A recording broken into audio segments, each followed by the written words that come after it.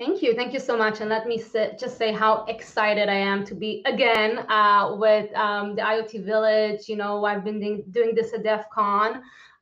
It's not as fun as having all of you in the room, but I do hope we're going to have fun 40 minutes. It's going to be a fast ride because I was, moving around and Sam tracked me down. So hang tight. And with that, usually what I do is I start with a direct question because I'm Israeli, and I asked the people in the room whether they know this guy. And then I have some hands coming up, and I can't see you all, but I will still ask. And some of you might know, this individual, Kevin Fenster. So he is a respected security researcher, white hat, really, doing some great work in security. And a while ago, he was interested in doing security research on an embedded device. Some of you might call it an IoT device. Definitely connected in things, drones.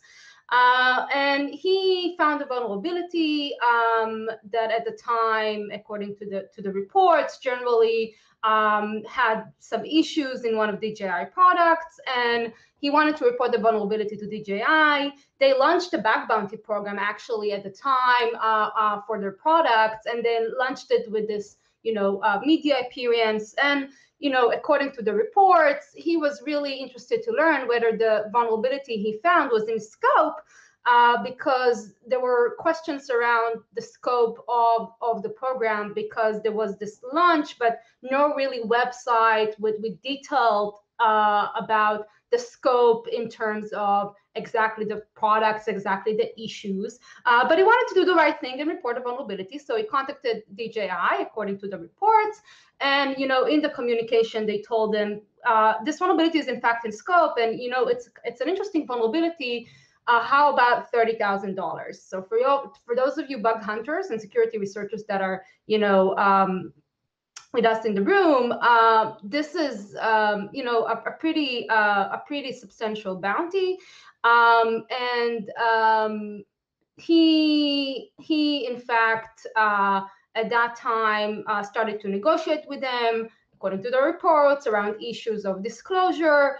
And again, we didn't really have that detailed website with all the details around, the scope and authorization and disclosure and the contractual terms. It was more of a statement, and there were questions, and then in negotiations, again, according to the reports, turns out that the parties were not able to agree about some issues, and he decided to basically disclose this issue, disclose his experience on Twitter.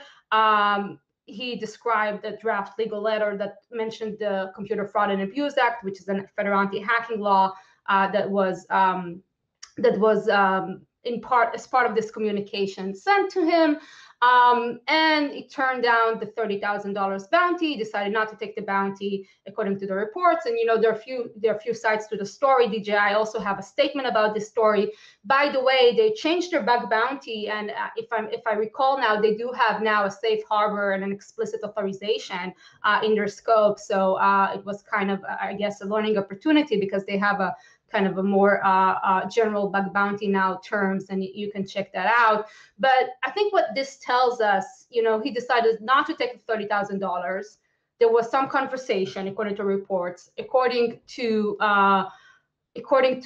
this draft letter, the CFAA was mentioned. I think what we're seeing is a growing kind of understanding that we're going to need to collaborate, all of us together in the ecosystem between the security research community and companies. There is desire to introduce bug bounties and vulnerability disclosure programs. There is desire to facilitate bridges and collaborations, but there is some legal nuance. There are some questions. There are some learning opportunities. And I think this is just a kind of a case study on how the law can interact with something that all of you are engaged in every day, kind of in your daily course of business, which is security research. So I tell this story, by the way, because I think it's important to have this dialogue between people that are doing security policy and people that are doing hacking, ethical hacking and research, and really have this discourse between the technologists and the engineers and the people that are engaging in policy making and are operating in this area of the legal realm.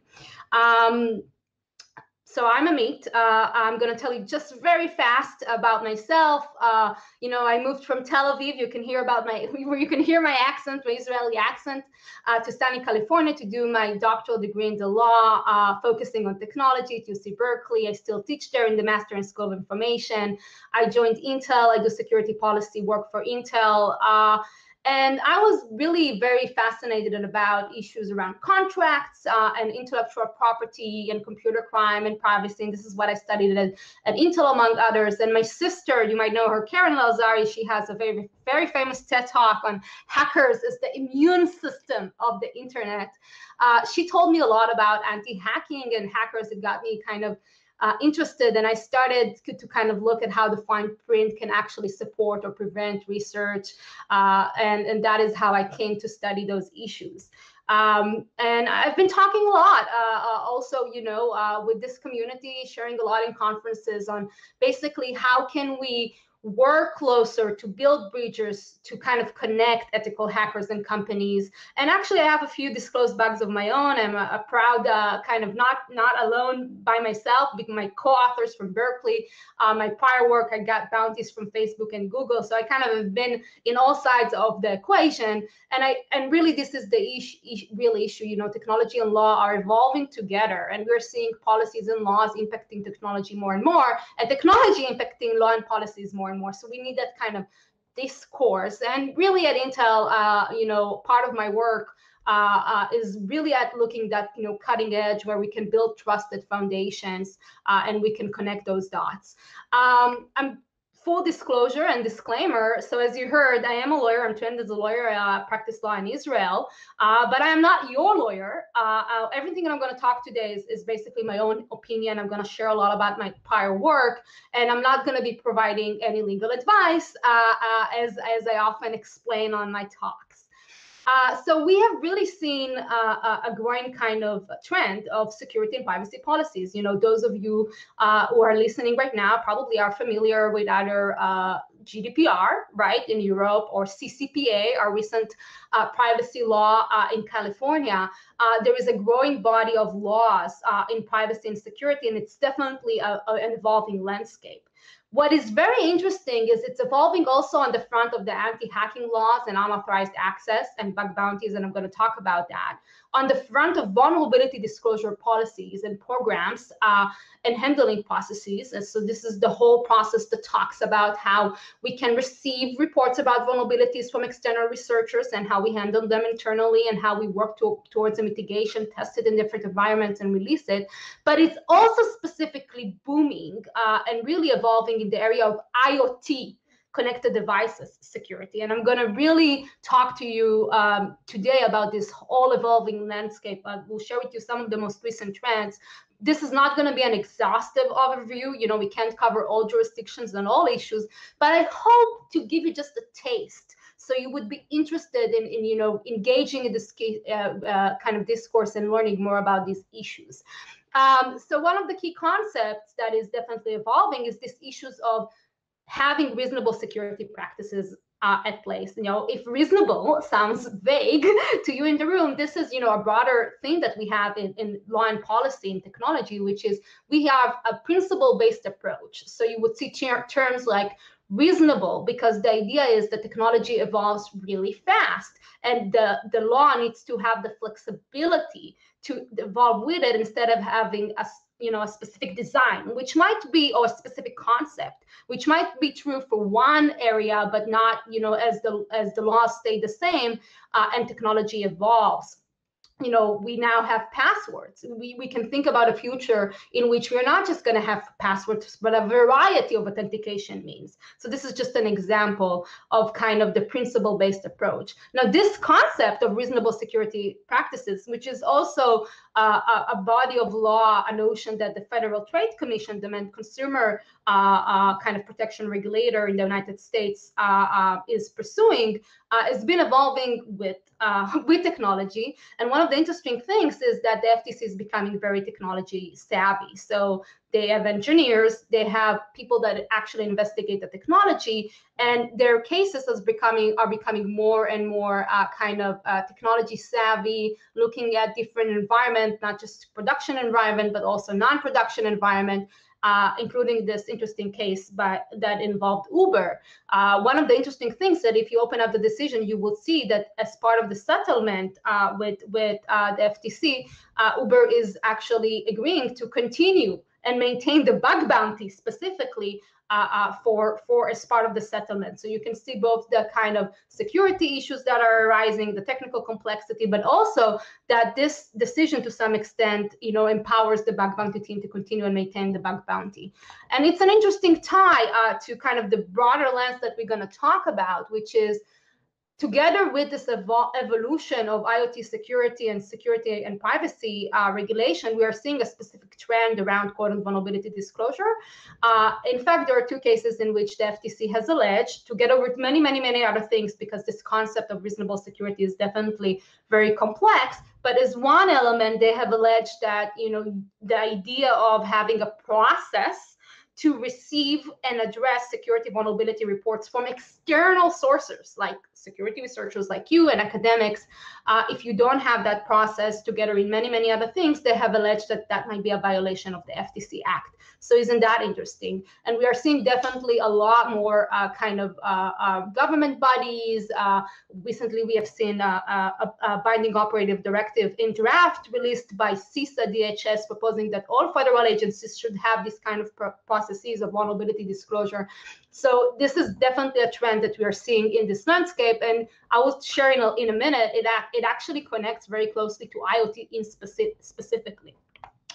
So what's really, what's kind of the take, or what's kind of the most interesting part, I think, for the security and ethical hacking community is that we know that there is, the landscape is evolving. There is this need for collaboration, and we all understand it.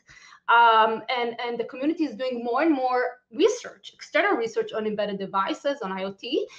But we also know that we have in the landscape the anti-hacking laws, and these are still, there are questions around it. And according to surveys that were conducted, researchers have reported that anti-hacking laws might be a consideration they think about on whether they will report or not a vulnerability. So this is a very interesting survey. One of them, the fourth bullet that was conducted by, actually it's NTIA, what they found, not this NTIA, what they found is more than 400 researchers, they asked the question, and 60%, 60, that's pretty high. If you think about it, that's hundreds of researchers said that the threat of legal action was a consideration on whether they're going to work with a vendor to disclose. So they already found an issue. They're sitting on this issue. They have the report. Now they're thinking, am I going to report it or not? And legal action, this culture of legal action comes to their mind. And it's not the issue of whether it's actually being enforced and being used. We all know that, there is a very big collaboration with the security community, and there are many safe harbors and protections for researchers right now in bug bounties. But it's this culture that we are working towards through collaboration to see how we can handle. We also know that communication in this regard, just the kind of communication between companies and researchers is also a big consideration in terms of whether the researcher is going to work in code and vulnerability disclosure. And from a legal landscape, this is a very interesting question because we have a lot of laws operating here. I'm not going to go way too much into the details, but there is a relationship between the different anti-hacking laws because the key issue, and these are just the main federal one, the Computer Fraud and Abuse Act and the Digital Millennium Copyright Act, the key, both these laws, and there are state laws as well, really hinge upon the notion of authorization, as I'm going to explain. And authorization and consent to test system also interacts with the contracts, those standard form contracts that the bug bounty might have in place, or the vulnerability disclosure program rules. So these are kind of contracts that define, what is the scope of the bug bounty, what is the scope of the authorization, and they come into play together with this key concept of authorization that we see that we know about in anti-hacking laws that have both civil and criminal implications. So CFAA, I imagine most of you heard about it. This is the federal anti-hacking law. Very interesting recent development on it, and I'm going to talk about it. But essentially, one of the key provisions, 1038.2, talks about this idea of intentionally accessing a computer without authorization or in a manner which exceeds authorized access, exceeds authorization, and obtaining information from a protected computer. And this is kind of the basis for potential criminal and civil liability. So the question of authorization is key. And the question of authorization under the CFAA has been, for many years, an issue of what we call a circuit split, where we have different interpretations of the law in different jurisdictions in the United States in different circuits.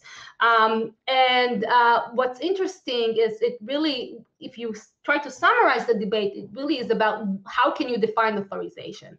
Is it a contract? Is it a policy, an employee policy? Is it a bug bounty contract, or is it only, for example, circumvention of technical measures? So you gotta bypass some kind of technical protection. And we have seen very interesting cases, including recent cases coming from the Ninth Circuit in the matter of IQ. And the recent development that the Supreme Court actually took a case.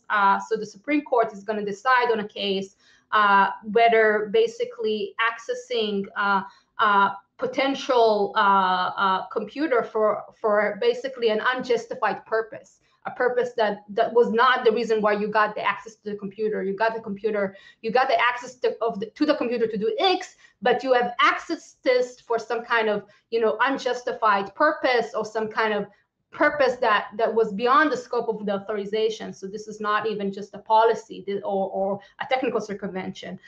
So this is a cert coming from the 11th Circuit and a Supreme Court case looking into the CFAA. So the next year, very interesting in terms of the CFAA, and the community should definitely follow. DMCA, another body of law, very relevant for embedded. We know that there are security exemptions for security research, specifically on embedded. The first actually exemption, that the temporary exemption, was for things like automobile, voting machines, medical devices. So there is an interaction there. Again, without going too much into the detail, prohibits circumvention of technological measures that effectively control the access to the software code. So the code is the copyright protected work. And really, it's a complicated body of law because they have exemptions to this prohibition, both in the law itself, but they also have an ability every 3 years for the Copyright Office to say, you know what, this is a very important type of activity for society, and we're going to exempt whoever is doing this activity from this DMCA provision for a period of 3 years, and they renew it from time to time. So we have an exemption for good faith security research. It has a bunch of conditions. You will need to go into the details and go seek your legal advice.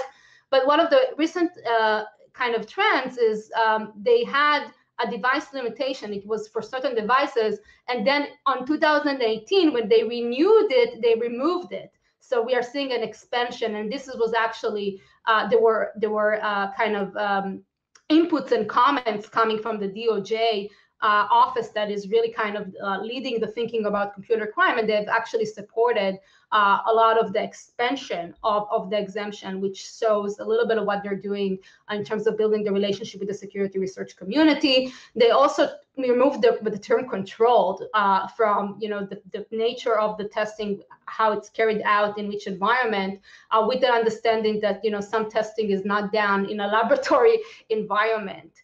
And with all these evolvement in the backgrounds, we have a very specific vulnerability disclosure kind of trends or resource that are interesting.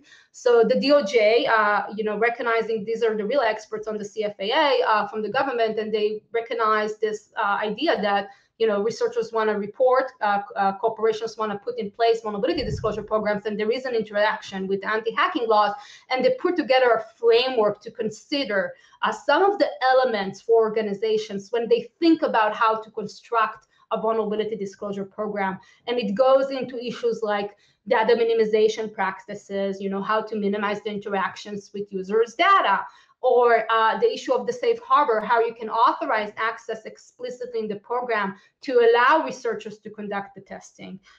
So it's only a 7-page document, but it's really interesting. It's one of the key resources and kind of great, I would say, innovation and kind of resource coming out from the DOJ, recognizing some vagueness around the CFAA.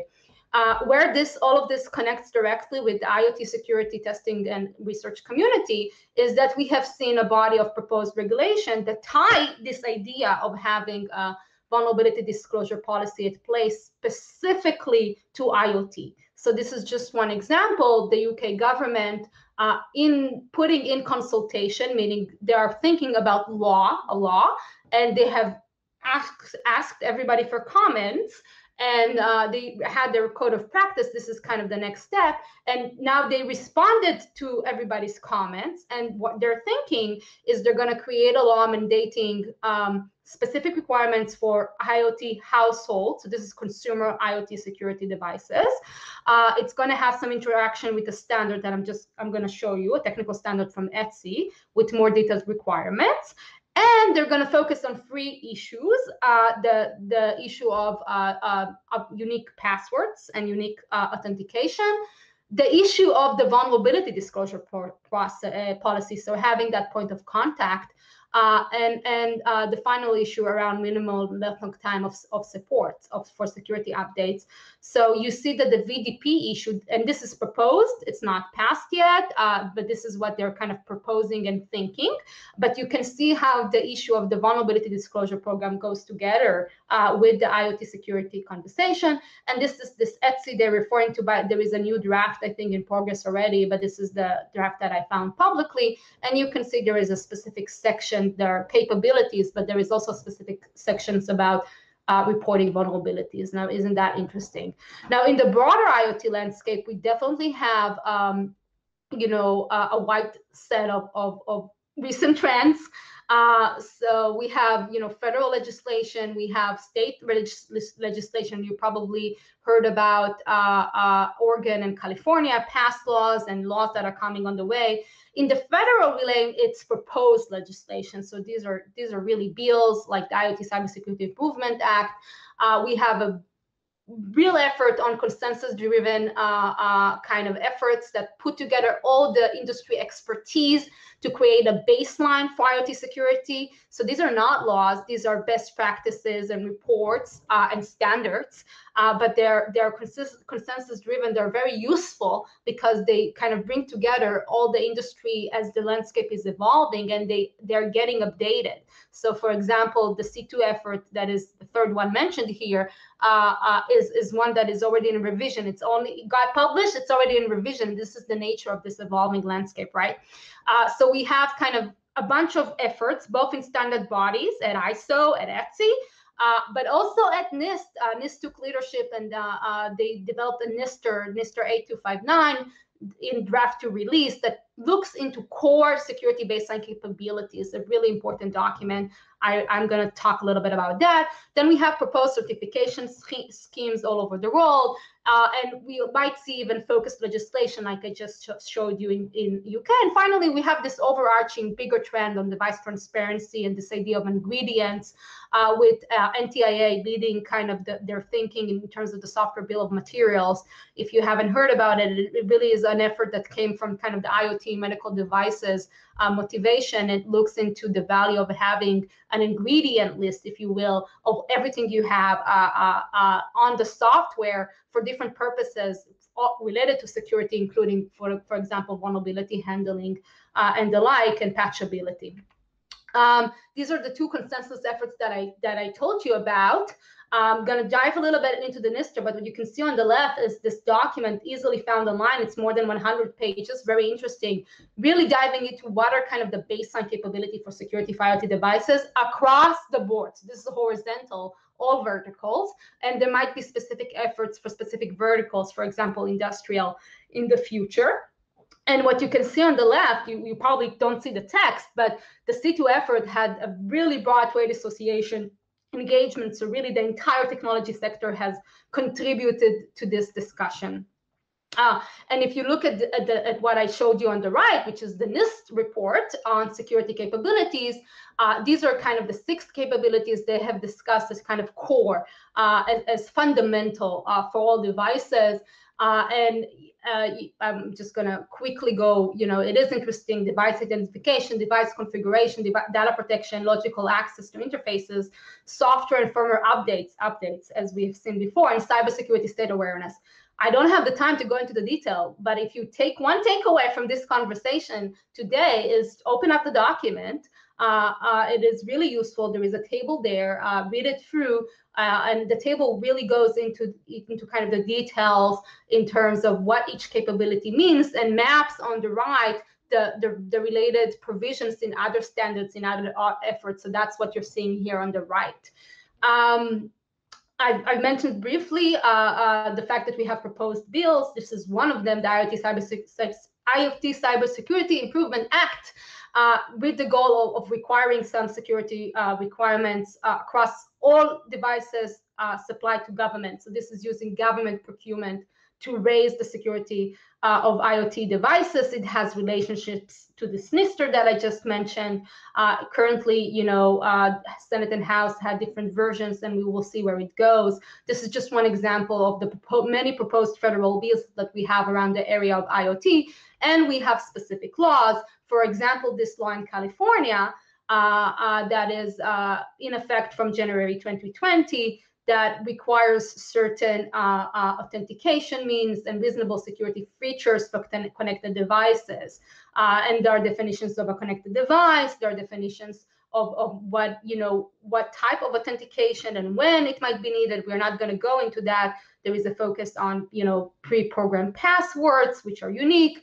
Again, not going into the details, but just to give you kind of a taste of the fact that we do have specific laws on IoT security, and the landscape is definitely evolving. So it's an area where we want to have that education and dialogue between the technologies and kind of the lawyers and the policymakers, because it's evolving. And as I see it, from my perspective, and I talked a lot, although it was a fast ride, about the relationship with the security community. There are opportunities. It's a big opportunity to facilitate those collaborations.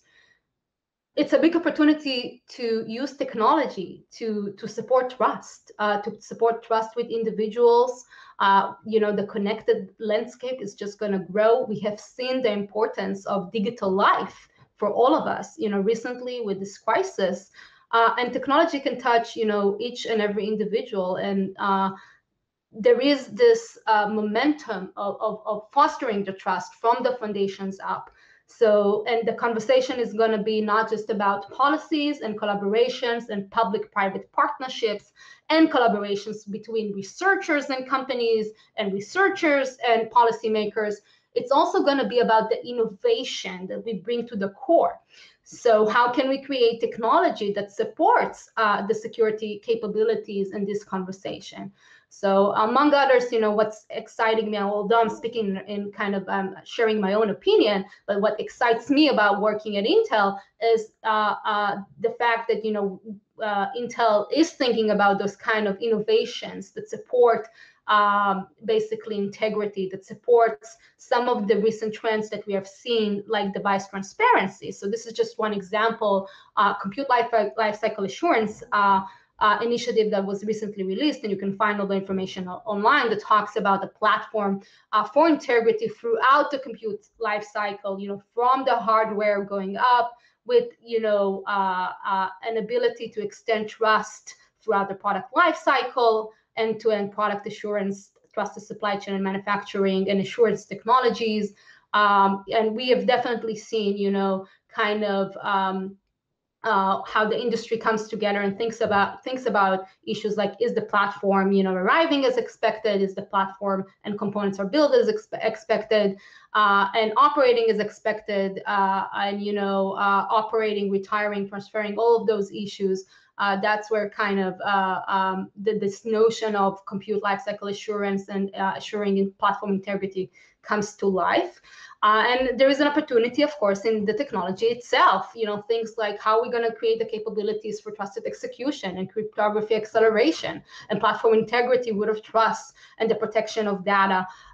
So there are initiatives like secure device onboarding, which is late binding of devices in a zero-touch environment, not relying on users and passwords. And these are just examples. It's key that technology is going to play a key role in kind of bringing to life the security of connected devices. We're gonna see more and more devices, and it's also key. And it's also kind of clear that as this conversation is going to continue and the attack surface is going to evolve and the technical landscape is going to evolve, we're going to have more and more conversations.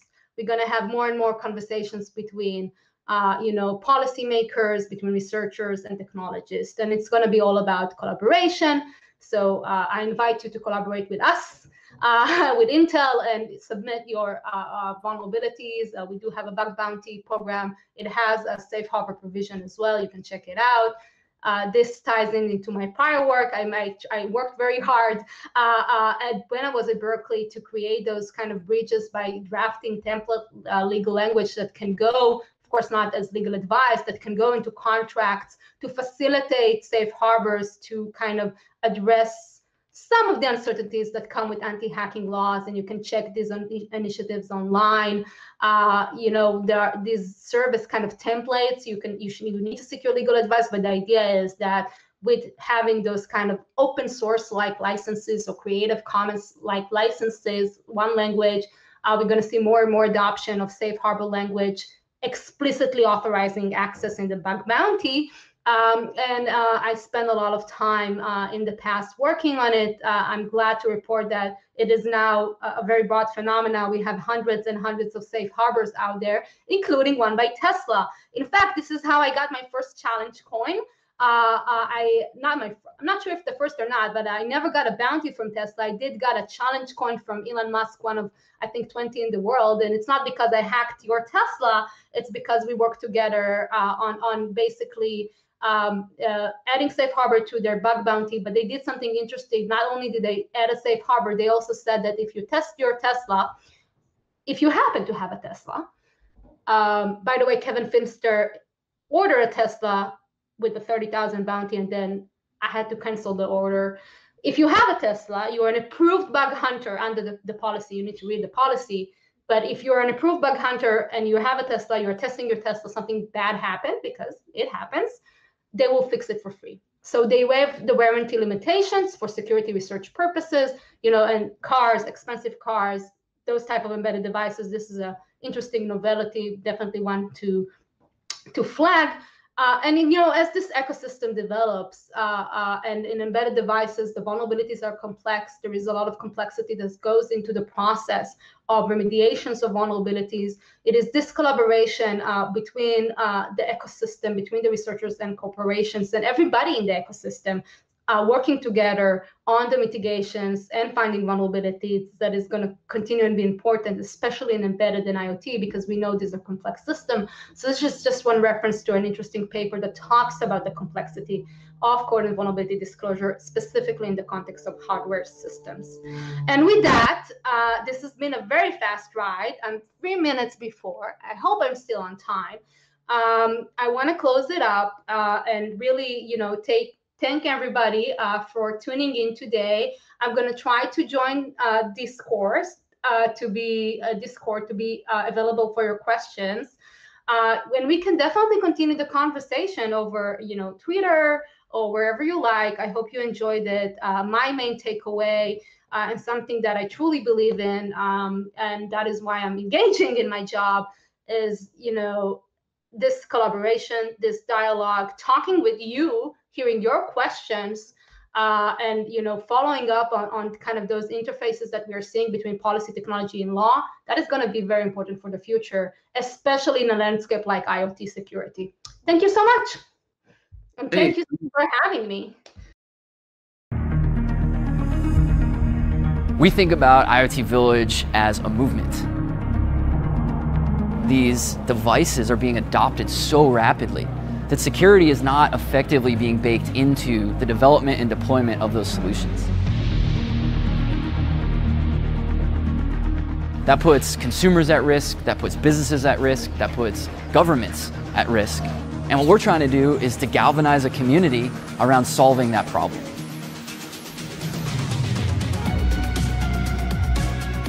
Every time somebody hears IoT, they immediately think, I don't want this in my house. But as time goes by, that choice of having something in your house or not is not really there. You can walk in the village, you won't feel like you're asking a dumb question, and you'll still walk away learning something no matter what your skill level is or knowledge. IoT Village provides an opportunity for people to experience security in a very tangible, very real way. So what ends up happening is, I can kill Lisa right now. She's being smothered. She's flatlining, patient monitor's going nuts, she's dead. What's going on at the nurse's station? She's fine. What I'm doing right now is we are replaying recorded data of a healthy patient. So this patient monitor is something you'd see in every hospital room in America probably. The IoT Village seeks to raise awareness of IoT security. We want consumers to be able to make informed decisions, and we want manufacturers to improve their security.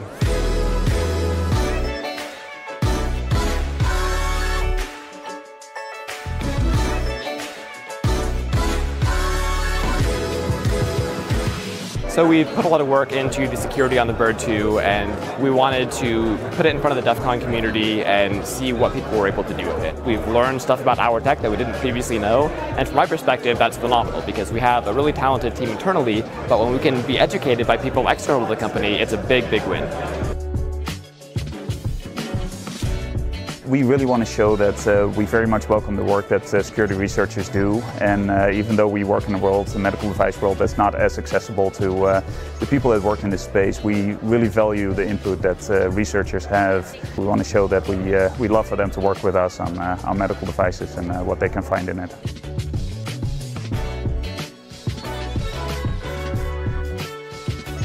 Security is a mission-critical part of being a pioneer. And by participating in this, they're able to address some of the challenges that are introduced through innovation. Building a contest to challenge hackers, at the world's biggest hacker conference, if these guys didn't know what they were doing, this room would be empty. So IoT Village is awesome. Unfortunately, a lot of hackers work in these small groups. They don't really share a lot of information because they kind of want to monetize or capitalize off of the information that they have. So being here in IoT Village gives us an opportunity to talk to a bunch of other hackers that we wouldn't normally talk to and share information and kind of come together as one. I think it is the best thing since sliced bread, personally. This year we're here at DEF CON helping run a hands-on lab, IoT Hacking 101. How do we get people involved with this? Because it might be intimidating, right? Walking up into a big CTF at a big conference. The idea is that we handhold them all the way through from the basics of firmware analysis right through to discovering a bug and popping a device or two. I just connected over Netcat. There was nothing fancy, no authentication, anything like that. And this number here is your authentication token. It's a serial number on the device. That's what they're using for authentication. So what we're doing is that we're showing people how we find vulnerabilities in embedded devices. Specifically, I've been targeting NAS devices, and I've been showing how we find vulnerabilities, develop an exploit for it, and exploit it from the attacker's perspective. IoT Village is the face of IoT security worldwide. They're probably the most preeminent brand when it comes to dealing with IoT security. We have expertise, they have expertise, and we feel that it's more than just a sponsorship, it's more of a partnership in which we share stuff with each other. The visibility that you get from all of these conferences is an amazing thing. It's only going to get more and more relevant, and the devices are only going to get more and more prevalent. And so I think it's just a great interactive, hands-on experience for people to come and get immersed. We know that these security challenges that are inherent within connected devices, they're not going away on their own. We're able to make these challenges come alive, to become real, to be tangible. And when we do that, we enable people to participate in being part of the solution.